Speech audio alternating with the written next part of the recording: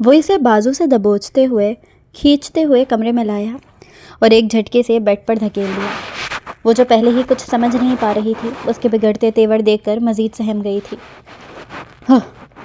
وہ ہمت کر کے اس سے پوچھنے کی کوشش کر رہی تھی اور ساتھ ہی دعا بھی کر رہی تھی کہ کاش ویسا نہ ہو جیسا وہ سوچ رہی ہے، پر نہیں جانتی تھی مقابل سفاکیت میں انتہا پر ہے۔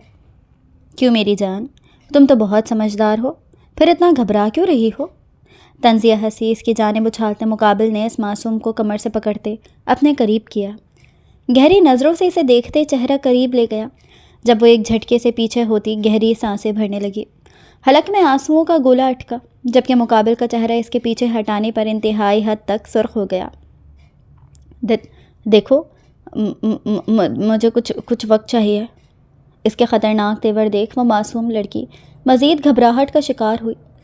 کچھ بھی ویسا نہیں ہو رہا تھا جیسا اس نے سوچا تھا۔ وہ اپنی بات مکمل کرتی اس سے پہلے وہ اس کا بازو جھٹکے سے پکڑتے ایک بار پھر اپنے سامنے کھڑا کر چکا تھا، اور اس بار گرفت پہلے سے زیادہ سخت تھی۔ اوہ ریئلی معصوم لڑکی، کیا سچی میں تمہیں اتنا پاگل لگتا ہوں؟ اب اتنا بھی بے وقوف نہیں کہ ایک ہی پتھر سے بار بار ٹھوکر کھاؤں۔ چلو شاباش، اب یہ ڈرامہ بند کرو اور میرا موڈ خراب مت کرو۔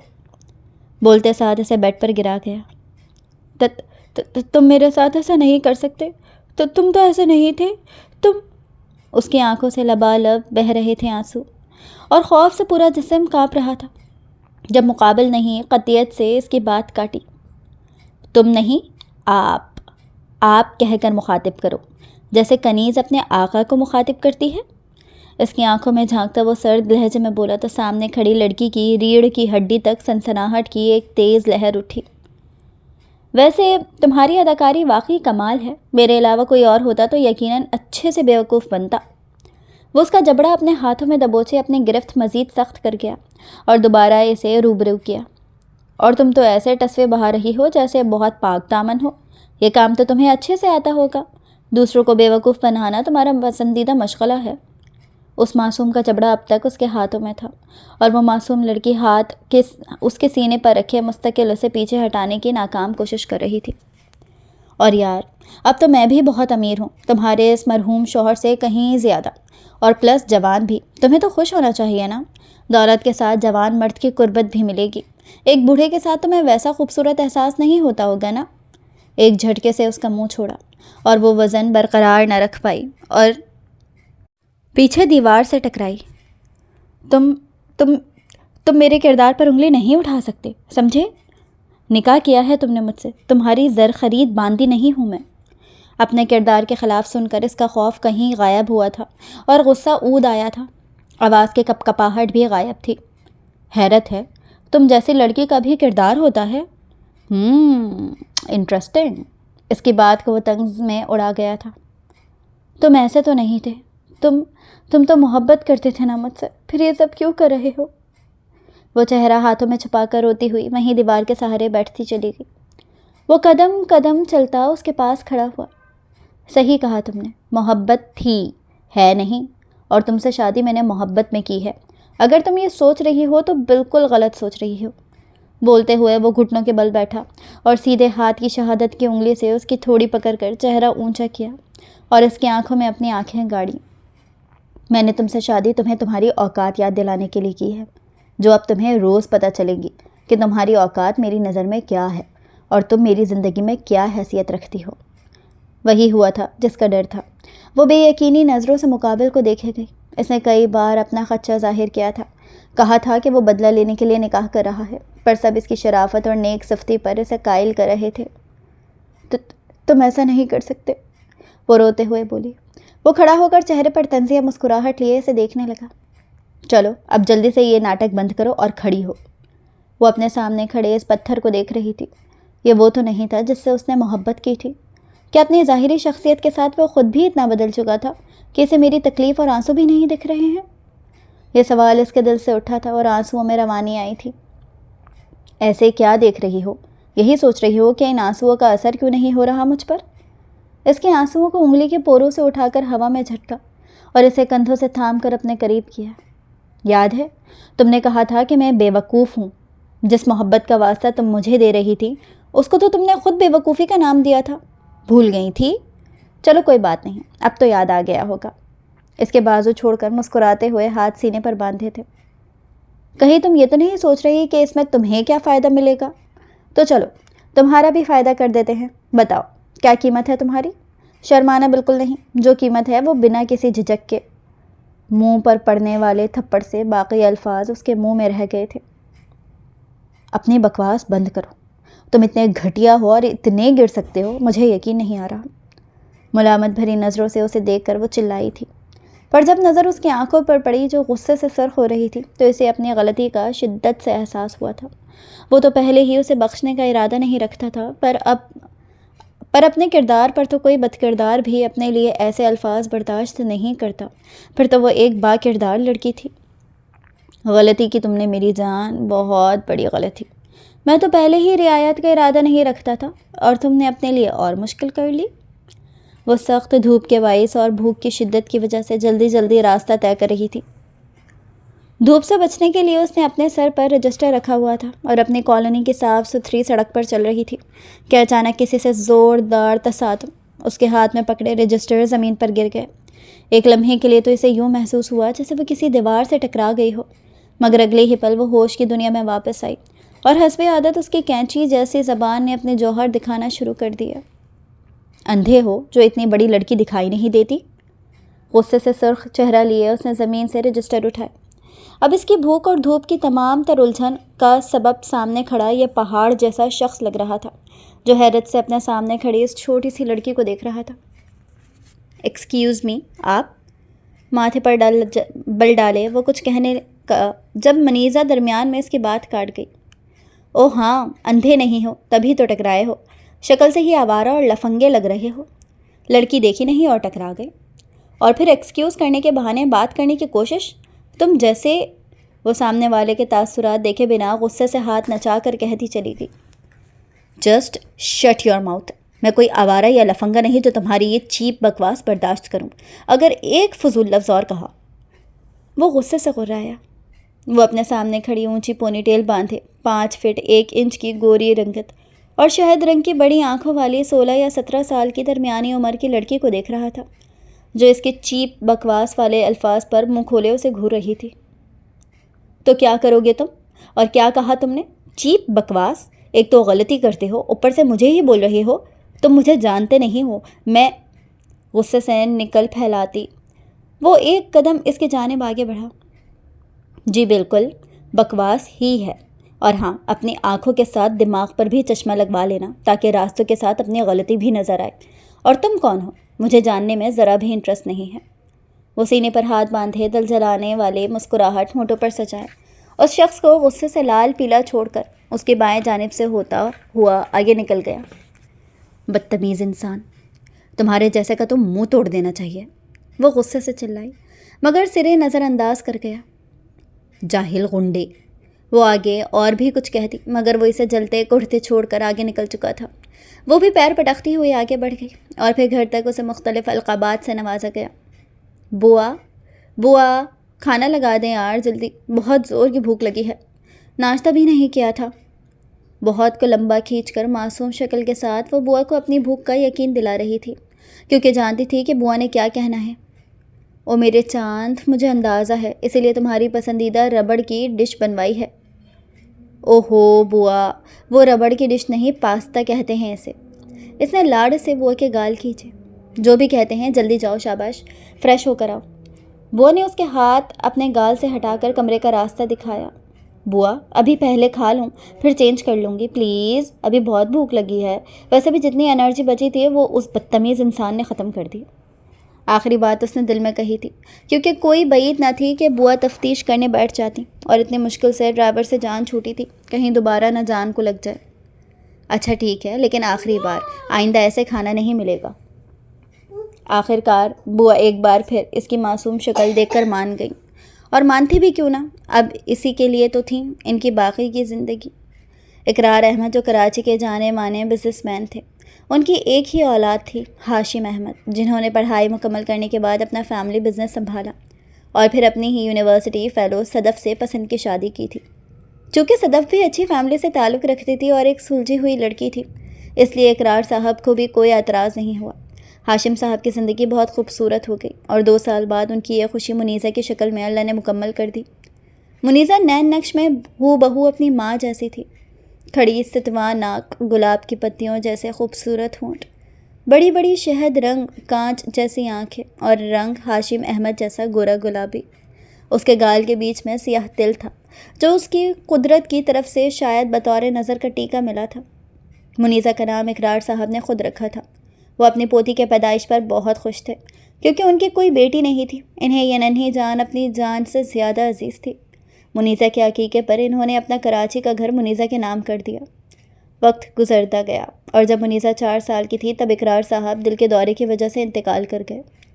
12 سال بعد دوبارہ یہ مشکل وقت آیا۔ جب منیزہ 16 سال کی تھی تو صدف کار ایکسیڈنٹ میں اپنے خالق حقیقی کو پیاری ہو گئیں۔ منیزہ نے اپنی ماں کی موت کا کافی گہرا صدمہ لیا تھا، مگر ہاشم احمد اور بوا کے پیار اور توجہ نے اس کی زندگی کو واپس نارمل کر دیا۔ لیکن ہاشم احمد کی زندگی پر بہت فرق پڑا تھا اور وہ پہلے سے بہت کمزور ہو گئے تھے اور ڈپریشن جیسی بیماری میں مبتلا۔ انہوں نے منیزہ کے لیے خود کو سنبھال لیا تھا۔ صدف کی شادی پر ان کی امی نے بوا کو صدف کا خیال رکھنے ساتھ بھیجا تھا۔ صدف کے لیے وہ ایک خاص ملازم سے کہیں زیادہ تھی، اسی لیے وہ انہیں نام کی جگہ بوا کہتی تھی، اسی لیے منیزہ بھی انہیں بوا ہی کہتی تھی۔ صدف کے انتقال کے بعد منیزہ کو ضرورت سے زیادہ پیار نے بگاڑ دیا تھا۔ منیزہ پڑھنے میں بہت ہوشیار اور ذہین تھی۔ ابھی وہ یونیورسٹی کے ایٹیٹیوڈ ٹیسٹ کی تیاری کر ہی رہی تھی، لیکن ان سب کے باوجود وہ اپنی حدود اور بڑوں کا احترام نہیں بھولی تھی۔ بوا نے اس کی تربیت بہت اچھی کی تھی اور اس کا پہننا اوڑھنا بھی مشرقی تھا، پر جس سوسائٹی میں وہ رہتی تھی اکثر مذاق بنتا تھا، مگر پرواہ کسے تھی؟ بس سامنے کسی کے بولنے کی ہمت نہیں، اتنا کافی تھا، جیسا کچھ دن پہلے ہوا تھا۔ ہائے منیزہ، کدھر کی تیاری ہے؟ کہیں کسی نے دعا کے لیے تو نہیں بلا لیا اماں سمجھ کے؟ ہاں ہاں ہاں، یہ تھی نشا، منیزہ کے برابر والے بنگلے میں رہتی تھی اور منیزہ سے بہت خار کھاتی تھی۔ منیزہ کا حال بھی اس سے الگ نہیں تھا اور آج نشا اس کے دوپٹے کے علاوہ الگ سے اسکارف لینے پر طنز کر رہی تھی۔ منیزہ ویسے اسکارف نہیں لیتی تھی۔ نہیں نشا باجی، اب میری عمر آپ کی جتنی تھوڑی نہ ہوئی ہے کہ ابھی سے لوگ دعا کے لیے بلائیں۔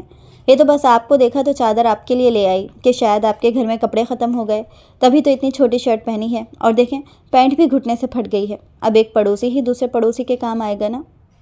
یہ بولتے ساتھ ہی اس نے اپنے سر سے اسکارف اتارا اور اس کے ہاتھ میں تھما کر یہ جا وہ جا ہو گئی۔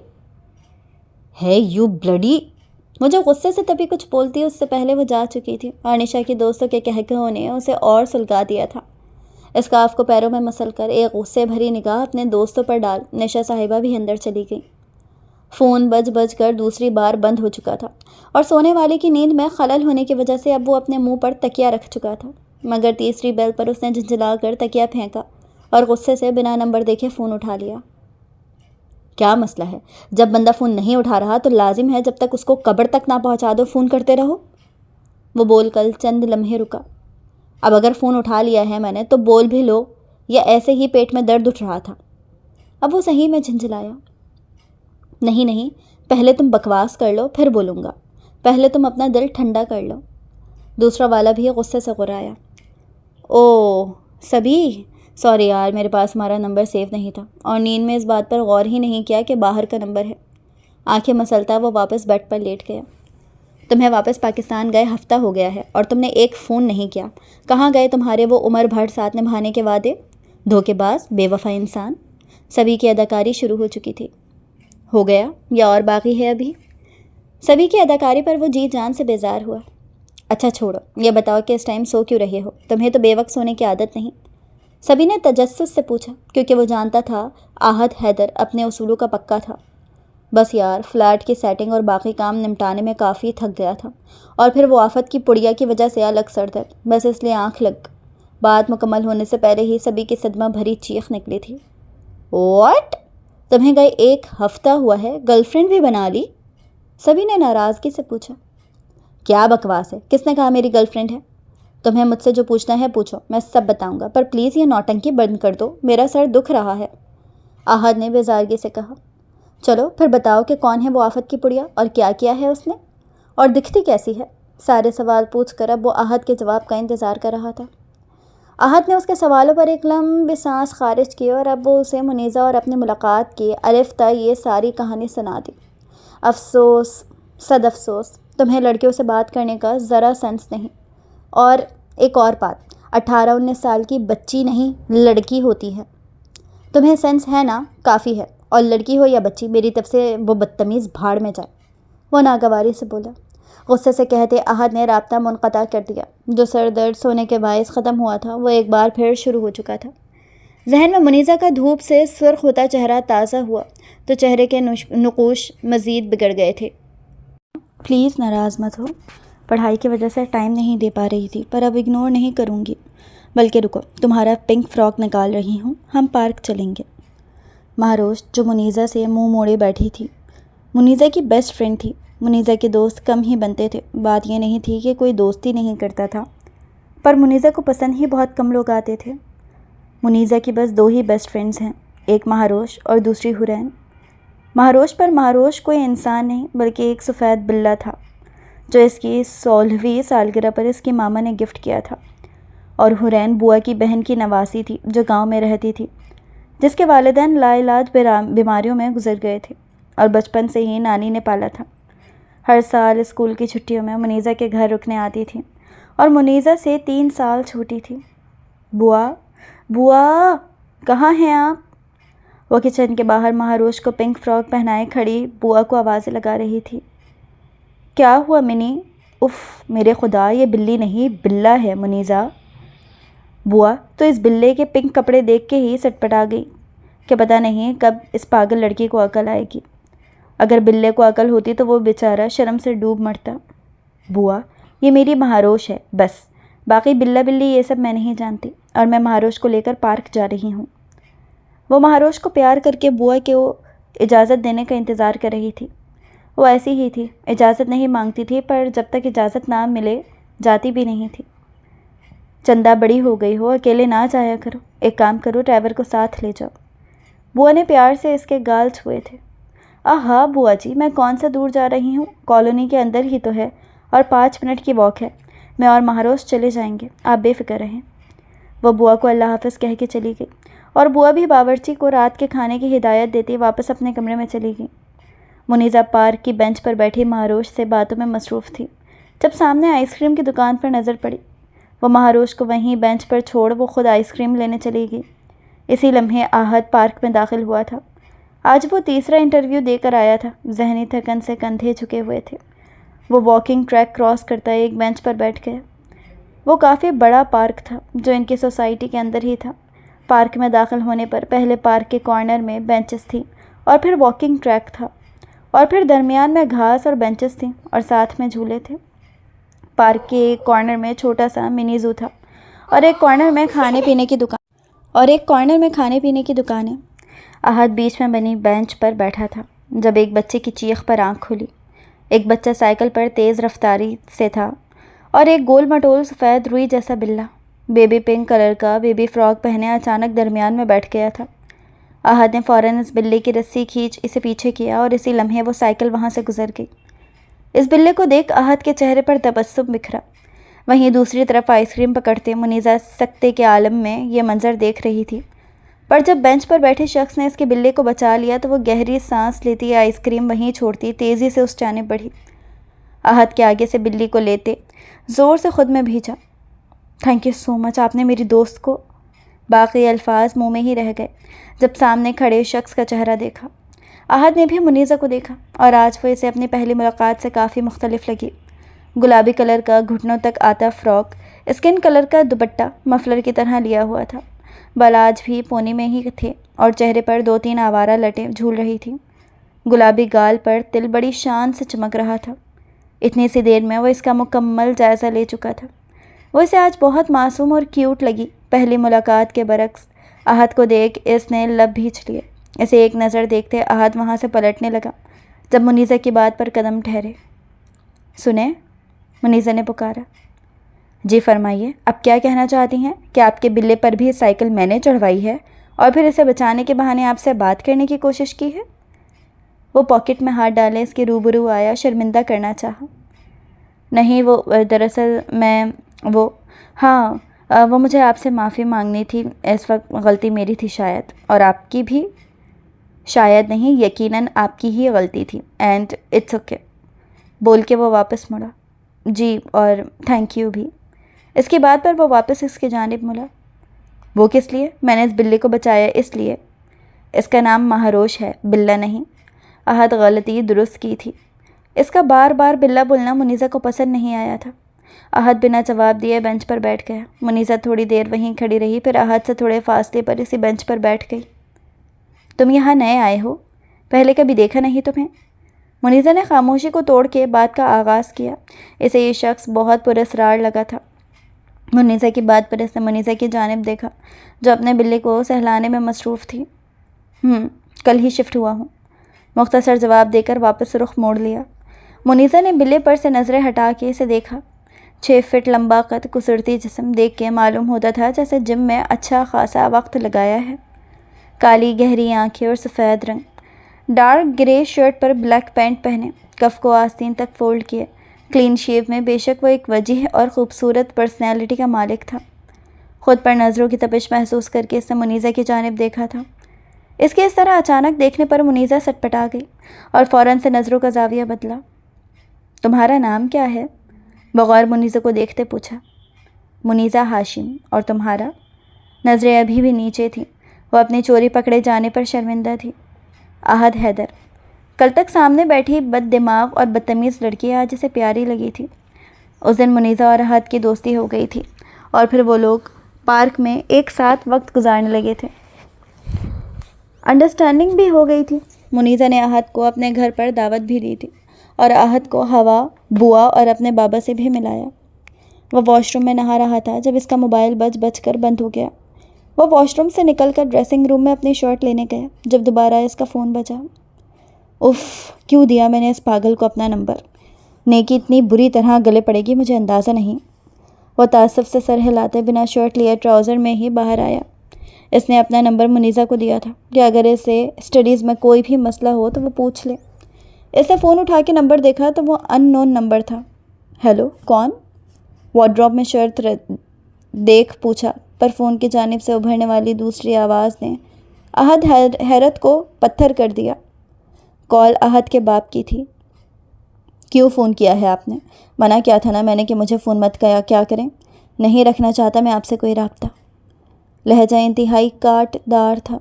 دوسری جانب سے سسکی ابھری تھی۔ احد بیٹا، سسکیوں کے درمیان پکارا گیا۔ بیٹا، چہرے پر طنزیہ مسکراہٹ آئی۔ مسٹر حیدر شیخ، میں آپ کا بیٹا نہیں ہوں، سمجھے آپ؟ میرا بس چلے تو میں اپنے نام کے آگے سے بھی آپ کا نام ہٹا دوں، پر مجبور ہوں، اس لیے آئندہ مجھے اپنا بیٹا مت کہیے گا۔ میں آپ کی وجہ سے ویسے ہی 3 نمبر بدل کر چکا ہوں۔ مزید میرے وقت برباد مت کریں۔ مجھے آپ کی دولت اور جاگیر میں کوئی دلچسپی نہیں ہے، سمجھے؟ آپ کا کوئی وارث نہیں۔ کہتے ساتھ وہ غصے سے رابطہ منقطع کر گیا۔ فون بند کر کے بیڈ پر اچھالا، دراز سے سگریٹ کا ڈبہ نکالتے سگریٹ سلگا کر لبوں میں دبائی۔ وہ سگریٹ کا عادی نہیں تھا، پر جب شدید پریشانی میں مبتلا ہوتا تھا تو سگریٹ نوشی کرتا تھا۔ صبح احد کی نیند سورج کی روشنی منہ پر پڑنے سے کھلی۔ وہ کل اسموکنگ کرتے کرتے گیلری میں ہی راکنگ چیئر پر سو گیا تھا۔ آج ہفتہ تھا، آفس نہیں جانا تھا۔ گہرے سانس لیتے وہ وارڈروب سے کپڑے نکال سوچنے چلا گیا۔ وہ واش روم سے فریش ہو کر نکلا، موبائل اٹھا کے کافی بنانے کے غرض سے کچن میں چلا گیا۔ کافی کے پانی کو مائکرو ویو میں رکھ کر اس نے اپنا موبائل آن کیا۔ 1.5 مہینے پہلے اس کی نوکری لگ چکی تھی۔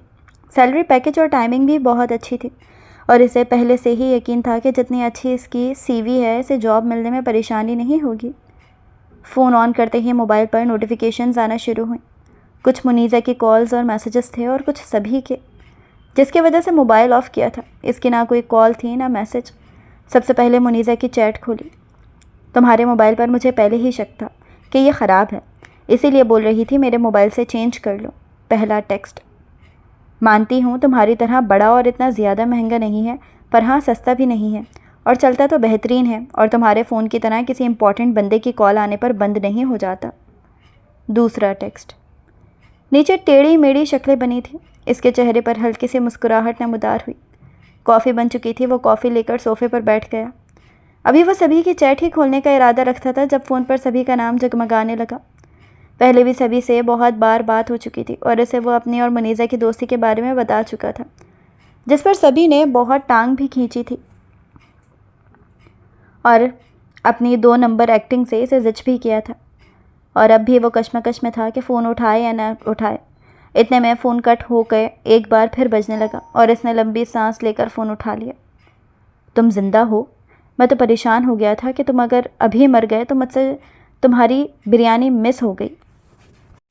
میرے یار، بس تم 3 مہینے ویٹ کر لو، پھر میرے آنے کے بعد سکون سے مرنا۔ سبھی نے دانت پیستے کافی کا کپ لیتے احد زور سے ہنسا۔ چھوڑو، یہ بتا، نور بھابی کو کب پرپوز کر رہے؟ احد نے سبھی کو منیزہ کا نام نور بتایا تھا، کیونکہ اس کا کوئی بھروسہ نہیں تھا کہ سوشل میڈیا پر اسے ڈھونڈ کے اس کے سامنے کوئی بکواس کرتا۔ سبھی ہر وقت فضول مت بولا کرو، ایسا کچھ نہیں ہے۔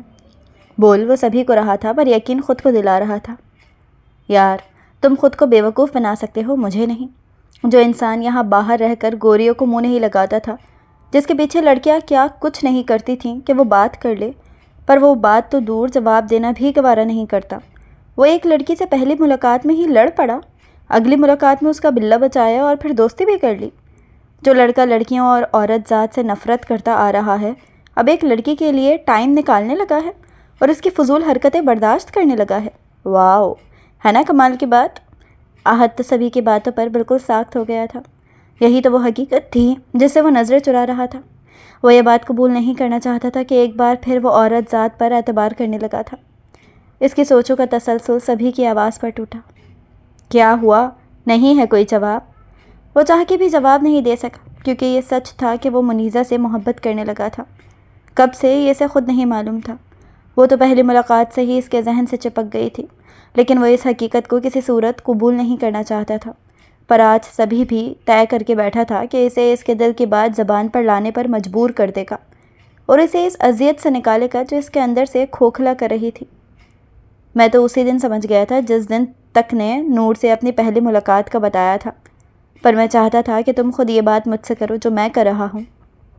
احد کو یوں لگا تھا کہ اگر وہ اب کچھ نہ بولا تو وہ اپنے دل سے ہار جائے گا، پر اس بیوقوف کو کیا پتہ تھا کہ وہ تو اپنے دل سے بہت پہلے ہی ہار چکا ہے۔ ایسا کچھ نہیں ہے سبھی، وہ مجھ سے بہت چھوٹی ہے اور میں اس کے بارے میں ایسی فیلنگز نہیں رکھتا۔ اس نے اپنی طرف سے سبھی سے زیادہ خود کو یقین دلایا تھا۔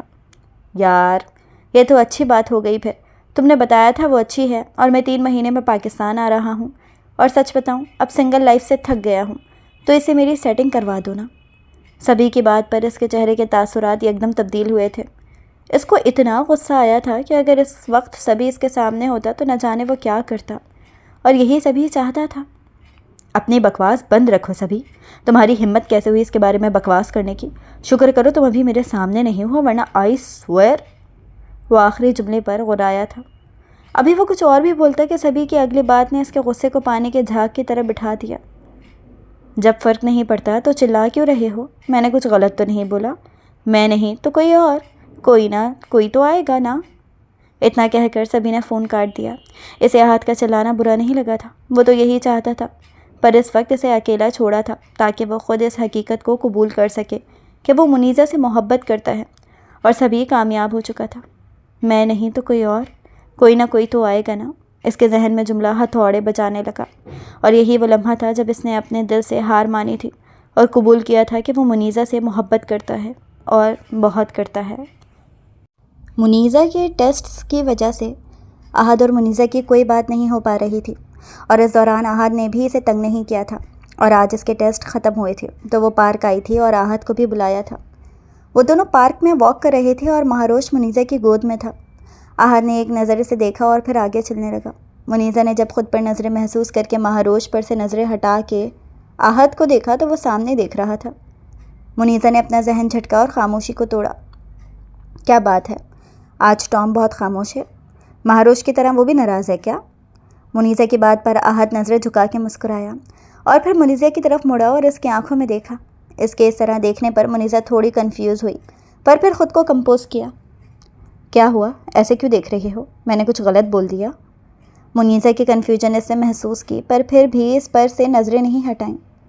ہاں، بالکل غلط کہا۔ بولتے ساتھ وہ منیزہ کے ایک قدم قریب ہوا۔ ٹام کبھی اپنی جیری سے ناراض نہیں ہو سکتا، کبھی نہیں۔ بات مکمل کر کے اس نے منیزہ کے ہاتھ سے مہاروش کو لیا اور آگے بڑھ گیا۔ اس کی بات اور اس کے انداز پر منیزہ کا دل زور سے دھڑکا۔ آج منیزہ کو اس کا انداز کچھ الگ لگا۔ اس کی آنکھوں میں آج الگ چمک دیکھی۔ پھر وہ بھی اپنی سوچ جھٹک کر آگے بڑھ کر آہد کے ہم قدم ہو کر چلنے لگی۔ لیکن اس بار اس نے بولنے کی غلطی نہیں کی۔ یہ بات آہد نے بھی نوٹ کی اور اس کو یہ جان کر خوشی ہوئی کہ منیزہ اتنی بچی بھی نہیں ہے کہ وہ اس کے احساسات سمجھ سکتی ہے۔ بار بار گھڑی میں وقت دیکھتی وہ بہت خوش تھی اور مستقل آہد کا انتظار کر رہی تھی، پر کئی بار فون کرنے کے باوجود آہد نے اس کا فون نہیں اٹھایا تھا۔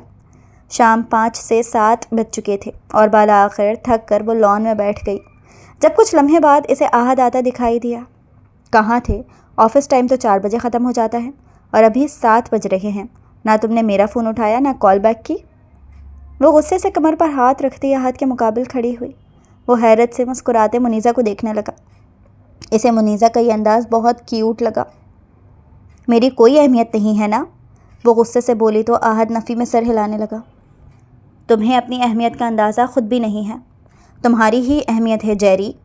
آفس سے آ کے میری آنکھ لگ گئی تھی، اٹھ کر تمہاری کال دیکھی، اگر کال بیک کرتا تو اور دیر ہو جاتی، اس لیے ڈائریکٹ آ گیا۔ اس کی بات پر منیزہ مسکرائی۔ آج تو ویسے ہی بہت خوش تھی۔ کیا بات ہے، آج بہت خوش لگ رہی ہو؟ آہد سے اس کی خوشی چھپی نہیں تھی۔ خوش تو بہت ہوں میں۔ منیزہ نے دونوں ہاتھ آپس میں ملا کے آہد کو ایکسائٹیڈ ہو کر اپنی خوشی بتائی۔ تمہیں پتہ ہے، بابا کی اب تک کی زندگی کی سب سے بڑی بزنس ڈیل ہوئی ہے آج، فیصل گروپ اینڈ انڈسٹری کے ساتھ۔ جانتے ہو، پاکستان کے مشہور بزنس ٹائکون فیصل عثمانی کے ساتھ میٹنگ کی ہے اور بابا نے انہیں گھر پر بھی انوائٹ کیا ہے۔ اور ہاں، تمہیں پتہ ہے کہ اس ڈیل کے بعد بابا کو کتنا پروفٹ ہوگا؟ خوشی اس کے انگ انگ سے پھوٹ رہی تھی۔ وہ تمہارا بڈھا کرش، وہی فیصل عثمانی، وہی نا؟ آہد کو اس ڈیل کا سن کے خوشی ہوئی، پر فیصل عثمانی کا سن کے حلق تک کڑوا ہو گیا۔ ڈونٹ کال ہم بڈھا، ان کو دیکھا بھی ہے تم نے؟ اس عمر میں بھی وہ کتنے ہینڈسم ہیں، ان کی پرسنالٹی، اف۔ منیزہ نے حسرت سے کہا۔ اب اس بڈھے کے قصیدے سنا کے پیٹ بھرنے کا ارادہ ہے یا کچھ کھلاؤ گی بھی؟ اس کو منیزہ کے منہ سے فیصل کی تعریف اچھی نہیں لگی تھی، جبکہ وہ جانتا تھا کہ وہ صرف اس کی تعریف کر رہی ہے۔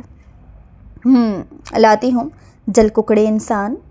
یہ کہتے وہ شرارتی نظروں سے اسے دیکھتی اندر چلی گئی۔ آہد اپنے آفس کے کام میں مصروف تھا، پر وہ کل سے سبھی کا نمبر ٹرائی کر رہا تھا جو مسلسل بند بتا رہا تھا۔ اس کو پریشانی ہونے لگی تھی کیونکہ سبھی کا موبائل کبھی بند نہیں پایا تھا۔ ہو سکتا ہے کوئی پریشانی والی بات نہ ہو۔ وہ سر جھٹک کے اپنے کام میں مصروف ہو گیا۔ وہ آج منیزہ کی طرف جانے کا ارادہ رکھتا تھا، مگر اس کو یاد آیا آج تو اس کے گھر فیصل عثمانی کو آنا تھا، اس لیے اپنا ارادہ ترک کر گیا۔ رات وہ آہد کا انتظار کرتی رہی، پر آہد نہیں آیا۔ پھر فیصل عثمانی سے ملاقات ہوئی تو چند لمحے وہ حیرت سے انہیں دیکھتی رہ گئی۔ فیصل عثمانی عمر میں اس کے باپ سے بڑا تھا، لیکن خود کو اس بہت مینٹین رکھا تھا۔ فیصل عثمانی بھی مسکراتے ہوئے منیزہ سے بات کر رہا تھا، پر اگلے دن ہی اسے شدید جھٹکا لگا تھا جب ہاشم صاحب اور بوا کی باتیں سنی تھی۔ فیصل عثمانی نے منیزہ کا رشتہ طلب کیا تھا۔ ہاشم صاحب بہت سخت الفاظ میں فیصل عثمانی کو منع کرنے کے ساتھ بے عزت کر چکے تھے، پر کاروباری لحاظ سے بہت پھنس گئے تھے کہ فیصل عثمانی سے ڈیل سائن کرنے کی وجہ سے انہوں نے نہ صرف کروڑوں کا بینک لون لیا تھا، بلکہ وہ فیصل عثمانی سے بھی ایک بڑی رقم ایڈوانس لی تھی، جس سے کمپنی میں شپمنٹ کے لیے مال لایا گیا۔ اس کا دل خوف سے دھڑک رہا تھا۔ ہاشم صاحب نے تو کوئی بات منیزہ سے ڈسکس کرنے سے بولا بوا کو خبردار کیا تھا، پر وہ تو سب سن چکی تھی۔ آنسو لڑیوں کی صورت آنکھوں سے بہہ رہے تھے۔ ایسے میں اسے واحد راستہ آہد نظر آیا تھا۔ آہد اس کا بیسٹ فرینڈ تھا، وہ آہد سے بات شیئر کر سکتی تھی۔ یہ سوچتے وہ کسی کو بھی بتائے بغیر گھر سے نکلی تھی اور رخ آہد کے گھر کی طرف تھا۔ اس نے روتے ہوئے آہد کی ڈور بیل بجائی تھی۔ دروازہ کھولتے اپنے سامنے روتی منیزہ کو دیکھ آہد کچھ پل کے لیے گڑبڑا گیا تھا۔ سب خیریت ہے؟ تم رو کیوں رہی ہو؟ دروازہ بند کرتے وہ منیزہ کے پیچھے آیا، جو اب سسکیاں بھرتے صوفے پر بیٹھ چکی تھی۔ آہد سے پانی کا گلاس پکڑاتا پریشانی سے بار بار اس کے رونے کی وجہ پوچھ رہا تھا۔ تم بھی تو مجھے کچھ نہیں بتاتے، میں کیسے بتا دوں اپنی پریشانی؟ منیزہ نے روتے ہوئے پوچھا تو آہد نے گہری سانس لی۔ کچھ لمحے خاموشی رہی، پھر وہ گویا ہوا۔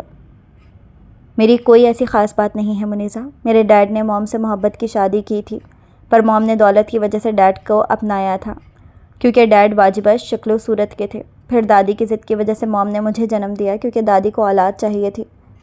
لیکن میری پیدائش کے سالوں بعد موم کو اپنے مطابق کا آزاد خیال والا نیا لائف پارٹنر مل گیا۔ میں تو پہلے بوجھ تھا، اس لیے انہوں نے ڈیڈ سے خلا کی اور کسی اور سے شادی کر لی۔ پھر چند سال بعد ڈیڈ کی سیکریٹری گھر آنے لگی جو کم عمر تھی، مجھے ماں کی طرح ممتا دکھانے لگی۔ میں 11 سال کا تھا، میں نے اس میں ماں کو ڈھونڈنا شروع کر دیا اور ڈیڈ نے اس سے شادی کر لی۔ پر کچھ وقت بعد ہی اس نے رنگ بدلنا شروع کر دیا۔ میں کالج میں آیا تو وہ عورت پریگننٹ ہو گئی۔ اس عورت کو ڈر لگا کہ کہیں اس کی اولاد وارث میں کم نہ پائے، اس لیے مجھے نیند کی دوا دیتے مجھ پر زیادتی کی تہمت لگا دی، اور سب کچھ جانتے ہوئے بھی ڈیڈ نے مجھے دھتکار دیا، UK بھیج دیا، اور اب میں UK بھیج دیا۔ وہ میری ضروریات خیال کرتے ہیں، پر میں نے ان کے مال میں سے ایک پائی خرچ نہیں کی۔ موم کی ڈیتھ کے بعد موم کی پراپرٹی جو نانا کی طرف سے ملی، زمینیں تھیں، میں نے ان سے آنے والے پیسوں سے اپنی کفالت کی ہے، اور پھر پڑھائی مکمل کر کے پاکستان آ گیا۔ وہ اتنے عام سے انداز میں سب بتا رہا تھا جیسے کسی اور کی کہانی سنا رہا ہو، جبکہ منیزہ اسے افسوس اور بے یقینی سے دیکھ رہی تھی۔ لیکن پھر جب میں واپس پاکستان آیا اور یہاں شفٹ ہوا، اسی دن میری ایک لڑکی سے ٹکر ہو گئی۔ وہ مجھے بچی لگی۔ میں آگے بڑھنے لگا جب اس نے مجھ سے بدتمیزی کی، اور میں بھی اس سے بحث کرنے لگا۔ مجھے نہیں معلوم میں نے اس سے کیوں بحث کی، اسے اگنور کیوں نہیں کیا، کیوں اس بچی کے ساتھ بچہ بن کے لڑنے لگا۔ وہ منیزہ پر سے نظریں ہٹا کر پھر ہنسا۔ منیزہ اسے ہی دیکھ رہی تھی جب اس نے بھی منیزہ کو دیکھا، اور منیزہ اس کے دیکھتے ہی نظریں جھکا گئی۔ مجھے وہ لڑکی پر بہت غصہ آیا تھا، اور میں اسے غیر ارادی طور پر سوچ رہا تھا۔ پھر اگلے دن وہ مجھے پارک میں دوبارہ ملی، پر پہلی ملاقات کے بالکل برعکس لگی۔ خوبصورت، بھولی، معصوم اور جھلی۔ اس کی نظروں کا مرکز اب بھی منیزہ ہی تھی۔ وہ اچھی طرح جانتی تھی کہ وہ اسی کے بارے میں بات کر رہا ہے، اور پھر اس نے مجھ سے دوستی کر لی، اور میں نے اسے منع بھی نہیں کیا۔ مجھے پتہ ہی نہیں چلا وہ کب میرے لیے ضروری ہوتی چلی گئی۔ میں اسے محبت کرنے لگا تھا، پر انکاری تھا۔ عورت ذات پر بھروسہ نہیں تھا، پر اس نے مجھے مجبور کر دیا، اور اب وہ میرے لیے اتنی لازم ہو چکی ہے کہ میں اس کے بغیر نہیں رہ سکتا۔ وہ منیزہ کو ہی دیکھ رہا تھا، اور منیزہ بھی حیرت سے اسے ہی دیکھ رہی تھی۔ اس نے صاف صاف منیزہ سے محبت کا اظہار کیا تھا۔ اس کی آنکھیں اب خالی نہیں تھیں، اور نہ ہی اس کی آنکھوں میں کوئی سختی تھی۔ اس کی آنکھوں میں محبت تھی، بہت محبت۔ منیزہ حیرت سے آنکھیں پھاڑے اسے ہی دیکھ رہی تھی۔ اسے اتنا تو اندازہ تھا کہ احد اسے پسند کرتا ہے، پر اس بات کا ہرگز اندازہ نہیں تھا کہ وہ ایسے اظہار محبت کر دے گا۔ جب وہ اٹھا اور منیزہ کے پاؤں کے پاس گھٹنوں کے بل بیٹھا، منیزہ نے پیچھے ہونے پر احد نے ان کے دونوں ہاتھ تھام لیے۔ میں تم سے بہت محبت کرتا ہوں۔ میں نہیں جانتا کب سے، جب تم نے بدتمیزی کی تب، یا جب مہاروش کے لیے تمہاری آنکھوں میں آنسو دیکھے تب، یا پھر جب تم نے مجھے دیکھ رہی تھی اور میرے دیکھتے ہی نظریں چرائی تھیں، جب میں نہیں جانتا کب، پر میں تم سے محبت کرتا ہوں، بہت، اتنی کہ میں خود بھی بیان نہیں کر سکتا۔ میں جانتا ہوں کہ میں ابھی تمہارے قابل نہیں، پر میں بن جاؤں گا۔ میں تمہاری ہر خواہش پوری کروں گا۔ تمہارے آنے کے بعد مجھے ایسا لگا ہے کہ میں زندہ انسان ہوں۔ منیزہ سانس روکے اس کا اظہار سن رہی تھی۔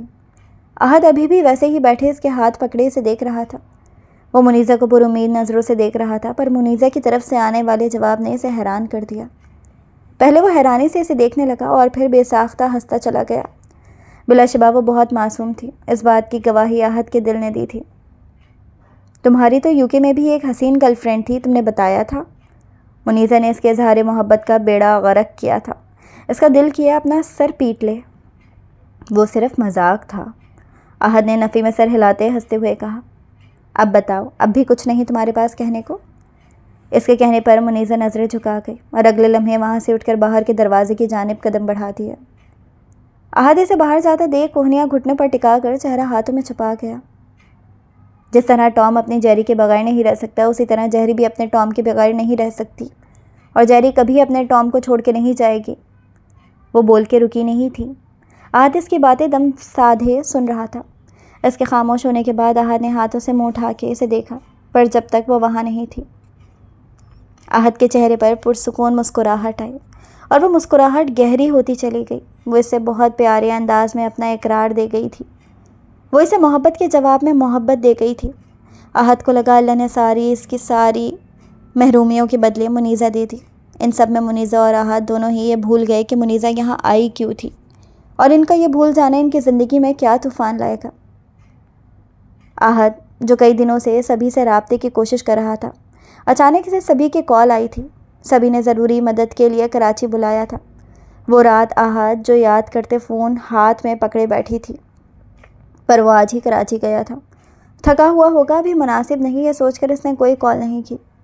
گڈ نائٹ لکھ کر سینڈ کر دیا، اگر جاگ رہا ہوگا تو جواب ضرور دے گا۔ اور پھر وہ نہ چاہتے ہوئے بھی رپلائی کا انتظار کرنے لگی، پر جب تھوڑی دیر تک جواب نہ آیا تو موبائل سائڈ ٹیبل پر رکھ کر سونے لیٹ گئی۔ وہ سونے کی کوشش میں تھی، لیکن احد کی سوچ نیند نہیں آنے دے رہی تھی۔ ابھی بھی وہ احد کو ہی سوچ رہی تھی جب باہر سے بوا کے چلانے کی آواز آئی۔ وہ فوراً سے اٹھی اور باہر کی جانب بھاگی۔ وہ بھاگتی ہوئی بوا کی آواز کا تعین کرتی لاؤنج میں آئی، لیکن سامنے کا منظر دیکھ کر اس کو ایسا لگا وہ سانس نہیں لے پائے گی۔ سامنے ہی اس کے بابا زمین پر گرے بے ہوش تھے، اور بوا روتی ہوئی چلا چلا کے ملازموں کو بلا رہی تھی۔ ٹی وی آن تھا اور اس پر خبریں چل رہی تھیں، پر ان خبروں پر کسی نے بھی غور نہیں کیا تھا۔ بوا کے دوبارہ چلانے پر جیسے منیزہ ہوش میں آئی اور بھاگتی ہوئی اپنے بابا کے پاس آئی۔ وہ بری طرح کانپ رہی تھی، اپنے بابا کی حالت دیکھ کر اسے اپنی سانس بند ہوتی محسوس ہو رہی تھی۔ وہ انہیں زور زور سے جھنجھوڑتے ہوئے رو رہی تھی۔ اتنے میں ڈرائیور جلدی سے آگے بڑھا اور انہیں گود میں اٹھا کے گاڑی کی بیک سیٹ پر ڈالا۔ منیزہ بھی جلدی سے بھاگتی ہوئی اپنے بابا کی دوسری سائڈ پر بیٹھی اور ان کا سر اپنی گود میں رکھ کر انہیں جگانے کی کوشش کرنے لگی۔ بوا بھی جلدی سے آگے فرنٹ سیٹ پر بیٹھی اور ڈرائیور نے گاڑی ہاسپٹل کے رخ پر ڈال دی۔ بابا بابا پلیز آنکھیں کھولیں، خدا کے لیے آنکھیں کھولیں، آپ میرے ساتھ ایسا نہیں کر سکتے، پلیز آنکھیں کھولیں بابا۔ وہ مستقل انہیں جھنجھوڑ رہی تھی، وہ رو رہی تھی۔ بوا سے بھی کچھ بولا نہیں جا رہا تھا، وہ بھی آنسو بہاتی اللہ سے ہاشم کی سلامتی کی دعا مانگ رہی تھی۔ وہ ہاسپٹل کے راہداری میں روتے ہوئے مستقل ادھر ادھر چکر کاٹ رہی تھی۔ اس کو جو دعائیں اور تسبیحیں آتی تھیں وہ مستقل پڑھ رہی تھی۔ چکر کاٹتے وہ بار بار ہسپتال کے بند کمرے کو دیکھ رہی تھی جس کے اندر اس کے بابا تھے۔ آنسو ایک لمحے کو بھی رکنے سے انکاری تھے۔ بوا وہاں روم کے سامنے کرسی پر بیٹھی مستقل دعا کر رہی تھی۔ ان کی کوئی اولاد نہیں تھی، انہوں نے ہاشم اور صدف کو ہی اپنی اولاد جتنا چاہا تھا، اور اس میں بھی کوئی شک نہیں تھا کہ صدف نے بھی انہیں بہت عزت اور محبت دی تھی، اور اس کے جانے کے بعد بھی ہاشم نے ان کا ایسے ہی خیال رکھا تھا جیسے ایک بیٹا اپنے باپ کا رکھتا ہے۔ ابھی دونوں کی دعاؤں کا سلسلہ جاری تھا جب کمرے کا دروازہ کھلا اور ڈاکٹر باہر نکلے۔ منیزہ فوراً ڈاکٹر کے پاس پہنچی اور اسی کے پیچھے بوا بھی۔ پیشنٹ کے ساتھ جو بھی ہے وہ میرے آفس میں آئیں۔ ان کے اس طرح کہنے پر منیزہ کو اپنی سانس رکتی ہوئی محسوس ہوئی۔ وہ جلدی سے ڈاکٹر کے پیچھے بڑھی۔ ڈاکٹر اپنے آفس میں آ کر اپنی کرسی پر بیٹھ گیا۔ منیزہ وہیں دروازے پر رک گئی۔ اس کے پیچھے جو بوا آ رہی تھی اسے دروازے پر رکا دیکھ بوا بھی رک گئی۔ اندر آ جائیں، ڈاکٹر نے منیزہ اور بوا کو دروازے پر کھڑا دیکھ کر کہا، اور پین اٹھا کے اور پھر سامنے سے ایک فائل اٹھا کے کچھ لکھنے لگا۔ منیزہ اور بوا سامنے کرسی پر بیٹھ گئیں۔ ان کے بیٹھنے پر ڈاکٹر نے فائل بند کر کے پین اس پر رکھ دیا۔ آج سے پہلے بھی ہاشم صاحب کا منتھلی چیک اپ وہی کرتے آئے تھے۔ ایک لمبی سانس لے کر انہوں نے بولنا شروع کیا۔ ہاشم صاحب کو ہارٹ اٹیک ہوا ہے، وہ بول کے رکے۔ منیزہ نے اپنے دونوں ہاتھ منہ پر رکھ لیے۔ آنسوؤں کا ریلا اس کا چہرہ بھگا گیا۔ کچھ ایسی ہی حالت بوا کی بھی تھی، اور بی پی شوٹ ہونے کی وجہ سے ان کی جان بھی جا سکتی تھی۔ یہ اٹیک مائنر نہیں تھا۔ کیا کوئی ایسی بات ہوئی ہے جس کی انہوں نے شدید ٹینشن یا صدمہ لیا ہو؟ وہ بول کے رکے اور سوالیہ نظروں سے منیزہ اور بوا کو دیکھنے لگے۔ نہیں، وہ بالکل ٹھیک تھے، ہم نے ساتھ ڈنر کیا تھا، وہ ٹھیک تھے۔ منیزہ روتے ہوئے مشکل سے بولی۔ اسے آنسو اپنے حلق میں پھنستے ہوئے محسوس ہو رہے تھے۔ سر بھی اب دکھنے لگا تھا، پر اسے فکر نہیں تھی۔ فکر تو اسے اس وقت صرف اپنے باپ کی تھی۔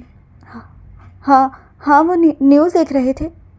بوا کے بولنے پر منیزہ اور ڈاکٹر دونوں بوا کی طرف متوجہ ہوئے۔ دیکھیں، جو بھی ٹینشن ہے آپ انہیں مسٹر ہاشم سے دور رکھیں۔ آج تو اللہ نے انہیں بچا لیا، لیکن اگلی بار اگر ایسا کچھ ہوا تو انہیں بچانا بہت مشکل ہو جائے گا۔ کوئی بھی ٹینشن ان کی جان لے سکتی ہے۔ ابھی وہ کیسے ہیں؟ ٹھیک تو ہے نا؟ ان کو کچھ ہوا تو نہیں نا؟ وہ ٹھیک ہے نا؟ منیزہ جلدی سے اپنے آنسو صاف کرتے ہوئے پوچھنے لگی۔ جی، فی الحال وہ خطرے سے باہر ہیں، لیکن میں ابھی انہیں ڈسچارج نہیں کر سکتا۔ کل تک انہیں ہوش آ جائے گا، آپ مل سکتے ہیں، لیکن دھیان رہے ایسی کوئی بات نہ ہو جس سے انہیں ٹینشن ہو۔ ڈاکٹر ارشاد اپنی بات مکمل کر کے واپس فائل کھول چکے تھے۔ منیزہ نے اپنے آنسو صاف کیے اور تھینک یو بول کر وہاں سے فوراً اٹھ کر باہر نکل گئی۔ بوا جب باہر آئیں وہ سامنے کرسی پر بیٹھی اپنے دونوں ہاتھوں میں منہ چھپائے رو رہی تھی۔ پہلے ہاشم کی حالت اور اب منیزہ کو ایسے دیکھ کر بوا کا کلیجہ منہ کو آ گیا۔ وہ سرعت سے آگے بڑھی اور منیزہ کو گلے لگا لیا، ساتھ ہی ان کی آنکھوں نے بھی برسنا شروع کر دیا۔ بوا ہاشم کے کمرے کے باہر ہی بیٹھی تھی جب ڈاکٹر اور ان کے ساتھ 2 نرس باہر نکلی۔ ہوش آ گیا ہے اللہ کے کرم سے ہاشم صاحب کو، اور اب وہ پہلے سے بہتر ہیں، آپ مل سکتی ہیں، لیکن دھیان رہے کوئی بھی ایسی بات نہ ہو جس سے وہ پریشان ہو، اور ان کے سامنے رویے گا نہیں۔ ڈاکٹر پیشہ ورانہ انداز میں ان کو ہدایت دیتا وہاں سے آگے بڑھ گیا۔ آخری نصیحت انہوں نے بوا کی آنکھوں میں چمکتے آنسو دیکھ کر کی تھی۔ بوا کمرے میں داخل ہوئی تو ہاشم کو دیکھ کر انہیں شدید تکلیف ہوئی۔ وہ ابھی انہیں بوڑھے نہیں لگے تھے، پر کچھ مہینوں میں ہی اب وہ انہیں بوڑھے لگنے لگے تھے۔ انہوں نے منہ پر دوپٹہ رکھ کے اپنی سسکی روکی اور جلدی سے دوپٹے سے ہی اپنے آنسو صاف کیے۔ ہاشم صاحب چھت کو گھور رہے تھے۔ کمرے میں آہٹ محسوس کر کے انہوں نے اپنی نظر دروازے کی جانب کی۔ بوا آگے بڑھی اور شفقت سے ہاشم کے سر پر ہاتھ پھیرا۔ ہاشم نے آرام سے اپنے ڈرپ لگے ہاتھ سے اپنا آکسیجن ماسک نیچے کیا۔ بوا نے روکنا چاہا پر ہاشم نے آنکھ کے اشارے سے روک دیا۔ منیزہ کیسی ہے؟ وہ کہاں ہے؟ ہاشم کی آنکھ سے 2 آنسو ٹوٹ کر تکیے میں جذب ہوئے، جسے دیکھ کر بوا کا ضبط ٹوٹ گیا اور ان کی بھی آنکھیں بھیگ گئیں۔ وہ یہیں ہے اور ٹھیک ہے، پوری رات یہیں تھی، اس لیے اب آرام کے لیے بھیجا ہے نماز کے کمرے میں۔ بوا کی بات کو سمجھ کے وہ خاموش ہو گئے۔ ہاشم تم کیسے ہو میرے بچے؟ اپنی یہ حالت کرنے سے پہلے ایک بار میرا اور منیزہ کا سوچ لیتے، ہمارا تمہارے سوا کوئی نہیں۔ اس کی فکر ہی تو ہے بوا، میرے بعد اس کا کیا ہوگا؟ منیزہ جو کمرے کے باہر ہی کھڑی تھی ہاشم کی آواز سن کے رک گئی۔ ان کی آواز بہت ہلکی تھی، لیکن کمرے میں اور آزو بازو خاموشی کی وجہ سے منیزہ کو سنائی دے رہی تھی۔